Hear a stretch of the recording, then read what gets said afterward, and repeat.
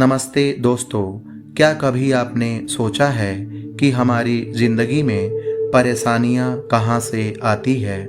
क्या ये हमेशा बाहर से आती है या कभी-कभी इनकी जड़ें हमारे भीतर ही छिपी होती है? आज मैं आपको एक ऐसी ही कहानी सुनाने जा रहा हूँ जो हमें अपने भीतर झांकने और सच्ची शांति का रहस्य खोजने की प्रेरणा देगी।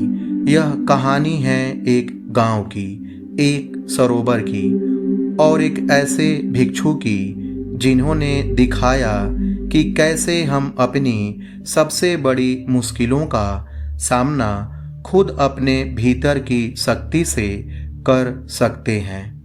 तो चलिए मेरे साथ उस शांत सरोवर के रहस्य को जानने के लिए तैयार हो जाइए। बहुत समय पहले की बात है। एक हरे भरे जंगल के बीचों बीच एक छोटा सा गांव था। इस गांव के लोग शांति प्रिय थे, लेकिन उनके जीवन में एक बड़ी समस्या थी। गांव के पास एक विशाल सरोवर था जिसे शांत सरोवर के नाम से जाना जाता था।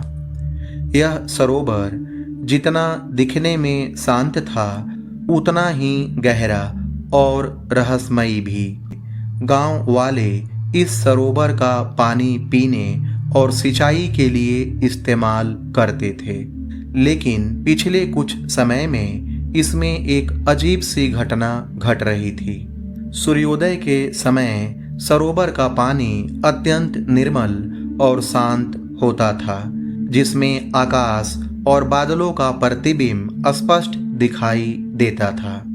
लेकिन जैसे जैसे दिन चढ़ता, विशेष रूप से दोपहर होते होते सरोवर का पानी मटमैला होने लगता और उसमें से एक अजीब सी दुर्गंध सी आने लगती थी। रात होते होते तो पानी इतना गंदा हो जाता कि उसे छूना भी मुश्किल हो जाता था।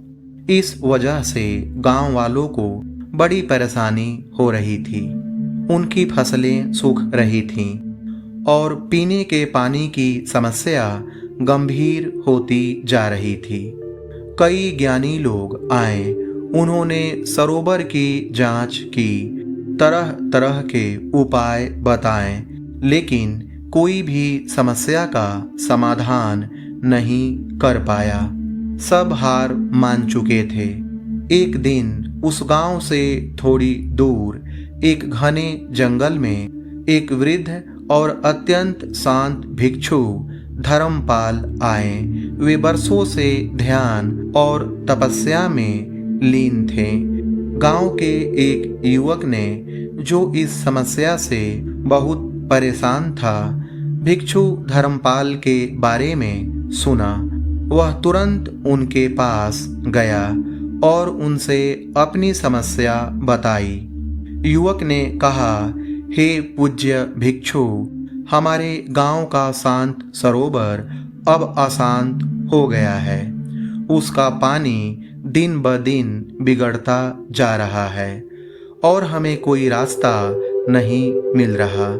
भिक्षु धर्मपाल ने ध्यानपूर्वक युवक की बात सुनी। उनके चेहरे पर एक शांत मुस्कान थी। उन्होंने कहा, पुत्र, मुझे सरोवर के पास ले चलो, शायद मैं तुम्हारी कुछ सहायता कर सकूं। युवा बहुत खुश हुआ और भिक्षु को सरोवर के पास ले गया।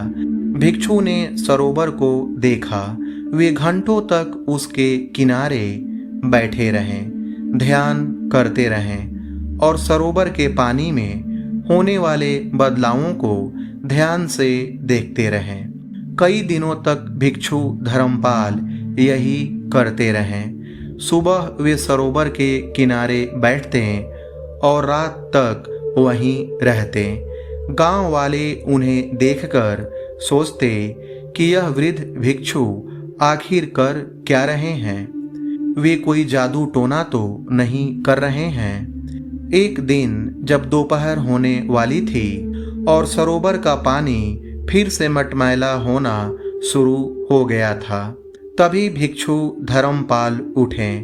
उन्होंने गांव वालों को इकट्ठा किया और कहा, इस सरोवर की समस्या का समाधान मेरे पास है, लेकिन इसके लिए तुम्हें मेरे साथ एक काम करना होगा। गांव वाले उत्सुकता से उनकी ओर देखने लगे। भिक्षु ने कहा, यह सरोवर ऊपर से जितना शांत दिखता है, इसकी गहराई में उतनी ही अशांति है। यह अशांति बाहर से नहीं आई है, बल्कि भीतर से ही उत्पन्न हो रही है। उन्होंने आगे कहा, सरोवर के ठीक बीच में सतह से कुछ फुट नीचे एक बहुत बड़ा पत्थर है। यह पत्थर कई वर्षों से अपनी जगह से हिला नहीं है। इसके नीचे बहुत सारी गाद और गंदगी जमा हो गई है। जब सूरज की गर्मी बढ़ती है तो यह गंदगी ऊपर उठने लगती है और पानी को मटमैला कर देती है। साथ ही कुछ छोटे मोटे जल जीव भी इसी गंदगी पर पनपते हैं और जब वे मरते हैं तो पानी में दुर्गंध फैल जाती है। गांव वाले आश्चर्यचकित थे। किसी ने कभी सोचा भी नहीं था कि समस्या इतनी अंदरूनी होगी। भिक्षु ने कहा, हमें उस पत्थर को हटाना होगा और उसके नीचे की गंदगी को साफ करना होगा। यह एक कठिन कार्य है, क्योंकि पत्थर बहुत बड़ा है और पानी गहरा है। गांव वाले हिम्मत हारने लगे। एक बुजुर्ग ने कहा, लेकिन भिक्षु जी, हम इतने बड़े पत्थर को कैसे हटाएंगे और पानी में इतनी गहराई तक कौन जाएगा? भिक्षु धर्मपाल ने शांत भाव से मुस्कुराते हुए कहा, एक व्यक्ति से यह कार्य नहीं होगा, लेकिन अगर हम सब मिलकर प्रयास करें तो कुछ भी असंभव नहीं है। उन्होंने गांव वालों को समझाया कि वे कैसे लकड़ी के मजबूत लट्ठों और रस्सियों का उपयोग करके उस पत्थर को हटा सकते हैं। उन्होंने योजना बनाई कि कुछ लोग सरोवर में उतरेंगे, पत्थर को रस्सियों से बांधेंगे और बाकी लोग किनारे से खींचेंगे। अगले दिन सुबह पूरा गांव सरोवर के किनारे इकट्ठा हो गया। भिक्षु धर्मपाल ने उन्हें आशीर्वाद दिया। गांव के सबसे मजबूत युवा सरोवर में उतरे। पानी ठंडा था, लेकिन उनके मन में एक दृढ़ संकल्प था। वे भिक्षु के बताए अनुसार पानी में नीचे गए और उस विशाल पत्थर को खोजने लगे। कई प्रयासों के बाद उन्हें वह पत्थर मिल गया। वह सचमुच बहुत बड़ा था। उन्होंने अपनी पूरी ताकत लगाई और धीरे धीरे रस्सियों से उसे बांधा। किनारे पर खड़े गांव वाले, बच्चे, बूढ़े सब मिलकर एक साथ रस्सियों को खींचने लगे। जोश और एकता के नारे लगाने लगे। घंटों के कठिन परिश्रम के बाद धीरे धीरे वह विशाल पत्थर हिलने लगा और फिर अपनी जगह से हट गया। जैसे ही पत्थर हटा, उसके नीचे से काले रंग की गाद और गंदगी का एक बड़ा ढेर ऊपर आने लगा। पानी और भी मटमैला हो गया और दुर्गंध तेज हो गई। लेकिन गांव वाले हताश नहीं हुए। वे जानते थे कि यह गंदगी ही समस्या की जड़ थी। भिक्षु धर्मपाल के निर्देश पर उन्होंने बड़े बड़े जाल और उपकरण बनाए और धीरे धीरे उस सारी गंदगी को सरोवर से बाहर निकालना शुरू किया। यह कार्य भी कई दिन तक चला। जब सारी गंदगी बाहर निकल गई तो सरोवर का पानी धीरे धीरे साफ होने लगा। अगले कुछ दिनों में शांत सरोवर फिर से अपने पुराने रूप में आ गया। उसका पानी निर्मल हो गया। उसमें से कोई दुर्गंध नहीं आ रही थी और वह पहले से भी अधिक शांत और शुद्ध दिखने लगा। गांव वाले बहुत खुश थे। उन्होंने भिक्षु धर्मपाल का आभार व्यक्त किया। भिक्षु धर्मपाल ने उनसे कहा, यह सरोवर हमारे मन जैसा है। जब तक हम अपने मन की गहराई में छिपी हुई अशुद्धियों को, अपने क्रोध, लोभ, ईर्ष्या और अहंकार को बाहर नहीं निकालते, तब तक हमारा मन अशांत रहता है।